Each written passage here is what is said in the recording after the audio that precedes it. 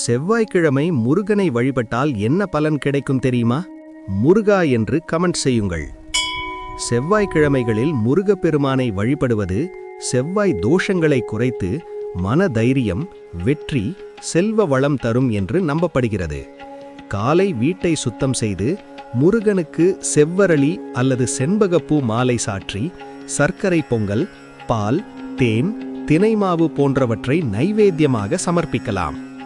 கந்த சஷ்டி கவசம், திருப்புகழ், ஓம் சரவணபவ மந்திரம் ஜபிப்பது சிறப்பு.